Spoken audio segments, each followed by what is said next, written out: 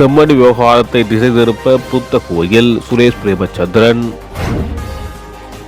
எல்லை தாண்டிய மீன்பிடி 9 இந்திய கடற்தொழிலாளர்கள் படகுடன் கைது. சீன மக்கள் விடுதலை ராணுவத்தின் 99வது நிறுவன தின வரவேற்பு நிகழ்வு.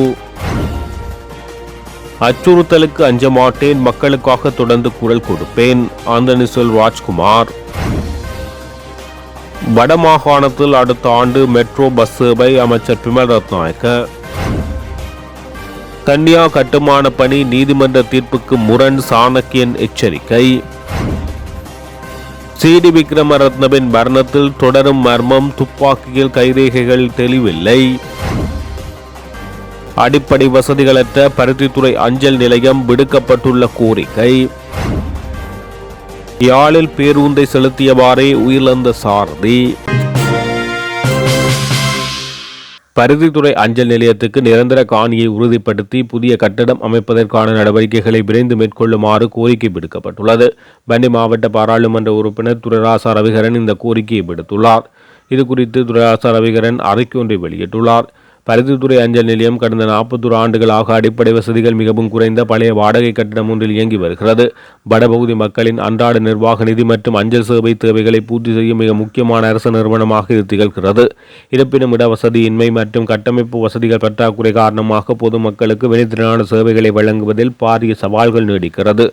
இந்த அஞ்சல் நிலையத்துக்கு சொந்தமான 1 ஏக்கர் 1 ரூட் 24.5 பேச்சு காணியும் கட்டடமும் நீண்ட காலமாக பாதுகாப்பு படையினரின் கட்டுப்பாட்டில் இருந்தது. பின்னர் 2012ஆம் ஆண்டளவில் இதன் ஒரு பகுதி அஞ்சல் திணைக்களத்துக்கு விடுக்கப்பட்ட போதிலும் மீதமுள்ள பகுதி இன்னமும் படையினர் வசமே காணப்படுகிறது. விடுவிக்கப்பட்ட அந்த பகுதியில் புதிய நிரந்தர கட்டடத்தை நிர்மாணிப்பதற்கான ஆரம்பகட்ட நடவடிக்கைகள் கடந்த காலங்களில் முன்னெடுக்கப்பட்டதாக தெரிவிக்கப்பட்டாலும் இன்று வரை நிறைவேற்றப்படாமல் உள்ளது என தெரிவித்துள்ளார்.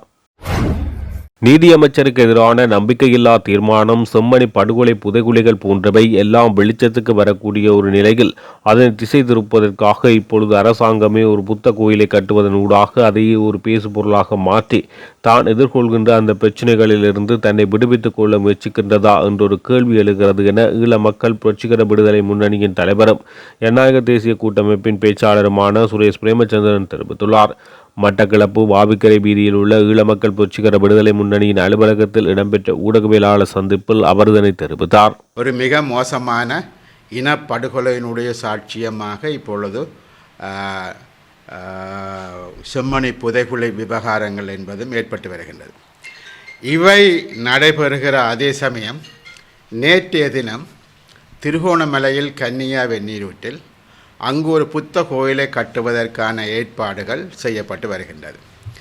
இவையெல்லாம் நீங்கள் என்னத்தை காட்டுகிறது என்று சொல்லி சொன்னால், ஒரு பக்கம் அரசாங்கத்துக்கு எதிராக, முக்கியமாக நீதியமைச்சருக்கு எதிரான நம்பிக்கையில்லா தீர்மானம், செம்மணி படுகொலை புதைகுழிகள் போன்றவையெல்லாம் வெளிச்சத்துக்கு வரக்கூடிய ஒரு நிலையில் அதனை தடம் மாற்றுவதற்காக இப்பொழுது அரசாங்கமே ஒரு புத்த கோயிலை கட்டுவதனூடாக அதை ஒரு பேசு பொருளாக மாற்றி தான் எதிர்கொள்கின்ற அந்த பிரச்சனைகளில் இருந்து தன்னை விடுவித்து கொள்ள முயற்சிக்கின்றதா என்ற ஒரு கேள்வி எழுகின்றது.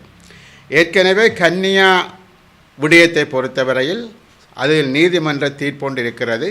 அங்கு கட்டுமானங்கள் எதுவும் செய்யக்கூடாது என்றிருக்கிறது. அப்படி இருக்கத்தக்கதாக நேற்றைய தினம் அங்கு அடிக்கல் நாட்டுகின்ற ஒரு நிகழ்வு ஒன்று அங்கு ஏற்பாடு செய்யப்பட்டிருந்தது. அங்கு ஒரு புத்த கோயில் புதிதாக கட்டுவதற்கான நடவடிக்கைகள் மேற்கொள்ளப்படுகிறது. ஆகவே ஏற்கனவே இருந்த நீதிமன்ற ஆணைகளுக்கு அப்பால் சென்று இராணுவமோ அல்லது புத்தபிக்குகளோ தங்கள இஷ்டத்துக்கு செய்கிறார்களா, இல்லை அரசாங்கத்தினுடைய நிகழ்ச்சி நிரலின் பிரகாரம், வழிகாட்டுதலின் பிரகாரம் இவை நடைபெறுகிறதா என்ற ஒரு கேள்வி எழுகின்றது. என்று சொல்லி சொன்னால், நாட்டில் பாரிய பிரச்சனைகள் வருகின்ற பொழுது அந்த பாரிய பிரச்சனைகளை திசை திருப்பும் முகமாக தமிழ் தரப்பையும் சரி சிங்கள தரப்பையும் சரி வேறு ஒன்றில் ஐக்கியமாக்கி விடுவது. ஆகவே அவர்கள் அதை மாத்திரம் பேசிக்கொண்டிருப்பார்கள். இப்பொழுது அதை நிறுத்தச் சொல்லி தமிழ் தரப்பு பேச, அது கட்ட வேண்டுமெனே ஒரு சிங்கள அதி தீவிரவாத சக்திகள் அல்லது இனவாத சக்திகள் இல்லை அது கட்ட வேண்டும் என்று பேச, ஆகவே முக்கியமான பிரச்சனை திசை திருப்பப்படுகின்ற ஒரு போக்கைத்தான் பார்க்கின்றோம். ஏன்னு சொல்லி சொன்னால், இவ்வளவு நாளும் இல்லாமல் திடீரென்று நேற்று அது கட்ட வேண்டிய ஒரு தேவை ஏன் ஏற்பட்டது? அதே போலத்தான் என்று சொன்னால் செம்மணி புதைகுழி தொடர்பாகவும் ஒரு சர்வதேச ஒரு நீதி, சர்வதேச நியாயம் என்பது கோரப்படுகிறது. சர்வதேச ஒரு ஆய்வு, சர்வதேச ஒரு விசாரணை அதற்கு தேவை என்றும் கோரப்படுகிறது. அரசாங்கம் நிச்சயமாக அதற்கு ஒரு தீர்வை கொண்டு வர மாட்டாது.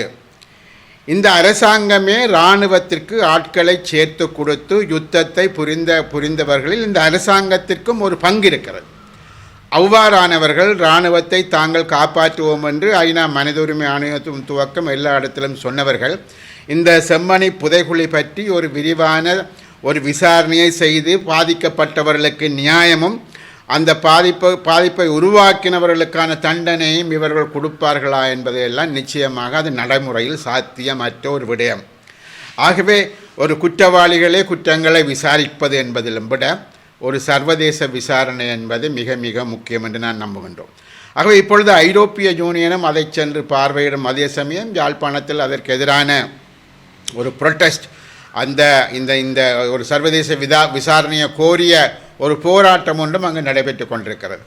இவ்வாறான சூழ்நிலையில் அரசாங்கம் இவை எல்லாவற்றையும் திசை திருப்புவதற்காகத்தான் இப்போ கன்னியாவை நீர்வற்ற புதிய பிரச்சனையை ஆரம்பித்திருக்குன்னு நம்புகின்றோம். ஆனால் அதே சமயம் இந்த அரசாங்கமும் கூட உங்களுக்கு தெரியும், குச்சவெளி பிரதேச சபை என்ற ஒரு திருகோணமலை மாவட்டத்தில் இருக்கிறது. அங்கு முஸ்லீம் மக்களும் தமிழ் மக்களும் தான் மிக பெரும்பான்மையாக வாழக்கூடியவங்க. சிங்கள மக்கள் என்பது ஒரு வீதம் கூட கிடையாது. ஆனால் அங்கு 28 புத்த கோயில்கள் கட்டப்பட்டு கொண்டிருக்கிறது. யாருக்கு?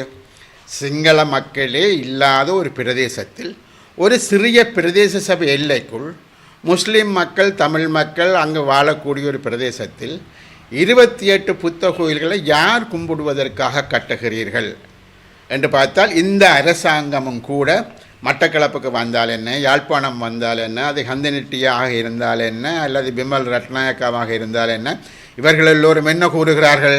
நாங்கள் இனவாதிகள் அல்ல, நாங்கள் மதவாதிகள் அல்ல, நாங்கள் எல்லோரும் சமத்துவமானவர்கள் என்று சொல்லிக்கொண்டே இந்த விஷயங்கள் இப்பொழுதும் நடைபெற்று கொண்டிருக்கிறது. யாழில் பேருந்து செலுத்தியவாறே சாரதி ஒருவர் உயிரிழந்துள்ளார். குறித்த சம்பவம் நேற்றைய தினம் பதிவாகியுள்ளது. இதன்போது புங்குடுதீவு 10ஆம் வட்டாரத்தைச் சேர்ந்த முருகேசு ரமேஷ் என்ற 58 வயது மதிக்கத்தக்க நபரே இவ்வாறு உயிரிழந்துள்ளார். இது குறித்து மேலும் தெரிய வருவது, நேற்றைய தினம் குறித்த தனியார் பேருந்து புங்குடுதீவிலிருந்து யாழ்ப்பாணம் நோக்கி பயணித்தது. அந்த பேருந்தில் 60 பயணிகள் இருந்துள்ள நிலையில் பேருந்தானது வேலனை அராளி சந்தியால் பயணித்துக் கொண்டிருந்த போது சாரதி ஆசனத்தில் சாய்ந்தபடியே மயக்கமுற்றுள்ளார். இதன்போது பேருந்து அவ்வாறே சுமார் 1 கிலோமீட்டர் தூரம் சென்றுள்ளதாக தெரிவிக்கப்படுகிறது. பின்னர் பேருந்து மெதுவாக வீதியை விட்டு ஓரமாக செல்வதை நடத்துனர் அவதானித்துவிட்டு சாரதியை பார்த்தபடி அவர் மயக்கமுற்ற விடயம் தெரிய வந்துள்ளது. இந்த நிலையில் சாதுரியமாக செயற்பட்ட நடத்துனர் பேருந்தை நிறுத்திவிட்டு சாரதியை வைத்தியசாலைக்கு கொண்டு சென்ற வேளை அவர் ஏற்கனவே உயிரிழந்து விட்டதாக வைத்தியர்கள் தெரிவித்தனர். அவரது சடலம் மீதான மரண விசாரணை திடீர் மரண விசாரணை அதிகாரி நமசிவாயம் பிரேம்குமார் மேற்கொண்டார். மாரடைப்பு காரணமாக மரணம் சம்பவித்துள்ளதாக உடற்கூற்று பரிசோதனைகளில் தெரிய வந்துள்ளமை குறிப்பிடத்தக்கது. நீதிமன்ற தீர்ப்புக்கு முரணாகவே கன்னியா பகுதியில் மதம் சார்ந்த புதிய கட்டுமான பணி ஆரம்பிக்கப்பட்டுள்ளது. இதனை ஏற்றுக்கொள்ள முடியாது, உரிய சட்ட நடவடிக்கையை மேற்கொள்வோம் என இலங்கை தமிழரசு கட்சியின் பாராளுமன்ற உறுப்பினர் சாணக்கியன் ரசமாணிக்கம் தெரிவித்துள்ளார். பாராளுமன்றத்தில் நேற்று இடம்பெற்ற அமர்வில் வாய்மூல விடைக்கான வினாக்கள் வேளையின் போது புத்ததாசனம் மற்றும் மத விவகாரங்கள் அமைச்சரை நோக்கி இவ்வாறு கேள்வி எழுப்பினார். திருகோணமலை மாவட்டத்தில் கன்னியா என்ற பிரதேசத்தில் நேற்று காலை புதிய கட்டுமான பணிகளை தொல்பொருள் திணைக்களம் முன்னெடுத்துள்ளது. தொல்பொருள் திணைக்களத்தின் பணிப்பாளரை தொடர்பு கொண்டு உரையாட முயற்சித்தேன். அண்மையில் அவரை சந்தித்து ஆக்கப்பூர்வமான கலந்துரையாடலில் ஈடுபட்டோம். கன்னியா பகுதி தொடர்பில் 2020ஆம் ஆண்டு நீதிமன்ற தீர்ப்பு ஒன்று வழங்கப்பட்டுள்ளது. குறித்த பகுதியில் மதம் சார்ந்த எந்தவித கட்டுமானங்களையும் மேற்கொள்ளக்கூடாது என குறிப்பிடப்பட்டுள்ளது. இவ்வாறான பின்னணியில் நீதிமன்ற உத்தரவுக்கு அப்பாற்பட்டு கன்னியா பகுதியில் மாவட்ட அரசாங்க அதிபரும் ஏனைய அரசு அதிகாரிகளும் ஒன்றிணைந்து மதம் சார்ந்த கட்டுமான பணியை ஆரம்பித்துள்ளார்கள். இதனை ஏற்றுக்கொள்ள முடியாது. நீதிமன்ற தீர்ப்புக்கு மாறாகவே தற்போது இந்த பணிகள் முன்னெடுக்கப்பட்டுள்ளது. எமது கட்சியின் பொதுச் செயலாளர் சுமந்திரன் சட்ட நடவடிக்கைகளை முன்னெடுக்க உள்ளார். பேச்சுவார்த்தை ஊடாக பிரச்சினைகளுக்கு தீர்வு காண நாங்கள் முயற்சிக்கின்ற பின்னணியில் இந்த சம்பவம் தொல்பொருள் திணைக்களம் தொடர்பில் சந்தேகத்தை ஏற்படுத்தியுள்ளது என தெரிவித்துள்ளார். இதற்கு பதிலளித்த புத்த சாசனம் மற்றும் மத விவகாரங்கள் அமைச்சர் சுனில் செனவி, நீதிமன்ற தீர்ப்பு காணப்படுமாயின் அது குறித்து நிச்சயம் கவனம் செலுத்த வேண்டும். தற்போதைய நிலையில் இந்த சம்பவம் தொடர்பில் நேரடியாக பதிலளிக்க முடியாது. தொல்பொருள் திணைக்களம் தொடர்பில் சந்தேகம் கொள்ள வேண்டாம் என கேட்டுக்கொள்கிறேன். நீதிமன்ற தீர்ப்பு மற்றும் தொல்பொருள் சட்டத்துக்கு அமைய உரிய நடவடிக்கை எடுக்கப்படும் என தெரிவித்தார். யாழ் ராணி புகையிரதம் சேவையை ஆரம்பித்து நேற்று 4 வருடம் நிறைவடைந்துள்ள நிலையில் யாழ் ராணி புகையிரதத்தில் நாளாந்தம் பயணம் செய்யும் உத்தியோகத்தர்களின் ஏற்பாட்டில் 4வது ஆண்டு நிறைவை கேக் வெட்டி கொண்டாடப்பட்டது. குறித்த நிகழ்வு கிளிநொச்சி புகையிரத நிலையத்தில் நேற்று பிற்பகல் 4 மணிக்கு இடம்பெற்றது. குறித்த நிகழ்வில் கிளிநொச்சி மாவட்ட அரசாங்க அதிபர் முரளிதரன், புகையிரத திணைக்களத்தின் வடமார்க்கத்துக்கான மேற்பார்வையாளர் BMN நிரந்தர சுந்தர ஆகியோர் கலந்து கொண்டனர். யாழ் மாவட்டத்திலிருந்து வெளி மாவட்டங்களுக்கு கடமைகளுக்காக செல்லும் பல அரசு உத்தியோகத்தர்களுக்கு பொருளாதார நிலைமையில் பிரயாண செலவை குறித்த புகையிரதம் சேவையின் மூலம் ஈடுபடுவதன் மூலம் குறைக்கின்றதாக தெரிவிக்கப்பட்டுள்ளது. நேற்று மாலை தலைமன்னாருக்கு வடக்கே உள்ள இலங்கை கடற்பரப்பில் சர்வதேச கடல் எல்லையை தாண்டி சட்டவிரோத மீன்பிடித்தலில் ஈடுபட்டிருந்த இந்திய மீன்பிடி இழுவை படகு ஒன்றை இலங்கை கடற்படை பறிமுதல் செய்ததுடன் 9 இந்திய கடற்தொழிலாளர்களை கைது செய்தனர். 50க்கும் மேற்பட்ட இந்திய மீன்பிடி இழுவை படகுகள் இலங்கைத்தீவுக்கு தெற்கே உள்ள இலங்கை கடற்பரப்பில் அத்துமீறி நுழைந்து சட்டவிரோத மீன்பிடித்தலில் ஈடுபட்டது. இந்த நடவடிக்கையின் போது ஒரு இந்திய மீன்பிடி இழுவை படகு பறிமுதல் செய்யப்பட்டது. மேலும் அதில் இருந்த 9 இந்திய கடற்தொழிலாளர்கள் காவலில் வைக்கப்பட்டுள்ளனர். கைது செய்யப்பட்ட கடற்தொழிலாளர்களும் பறிமுதல் செய்யப்பட்ட இழுவை படகும் மேலதிக சட்ட நடவடிக்கைகளுக்காக மன்னார் கடற்தொழில் நீரியல் வள திணைக்கள ஆய்வாளரிடம் ஒப்படைக்கப்பட்டது. முன்னாள் போலீஸ் மா அதிபர் CD விக்ரமரத்னவின் மரணத்துடன் தொடர்புடையதாக கூறப்படும் துப்பாக்கியிலிருந்து எந்தவொரு தெளிவான கைரேகையும் கண்டறிவது கடினமாக உள்ளதாக போலீஸ் வட்டாரங்கள் தெரிவித்துள்ளது. பேர் குறிப்பிட விரும்பாத மேல் மாகாணத்திற்கு சிறப்பு விசாரணை பிரிவின் அதிகாரி இந்த தகவலை தெரிவித்துள்ளதாக தகவல்கள் வெளியாகியுள்ளது. துப்பாக்கி சுடப்படும் போது ஏற்படும் அதிக வெப்பம் காரணமாக அதில் பதிந்துள்ள விரல் அடையாளங்கள் அழிந்து போகும் சாத்தியக்கூறுகள் அதிகம் என்பதால் இந்த துப்பாக்கியிலும் கைரேகைகள் அழிந்திருக்கலாம் என சந்தேகிக்கப்படுகிறது. ஒரு குற்றத்துக்கு பயன்படுத்தப்பட்ட ஆயுதம், தோட்டாக்கள் மற்றும் காலம் குறித்து கண்டறிய முடிந்தாலும் இந்த சம்பவத்தின் பின்னணியை கண்டறிவதற்கான முக்கிய ஆதாரங்கள் ஒன்று மங்கலாகியுள்ளதாக போலீஸ் வட்டாரங்கள் தெரிவித்துள்ளது.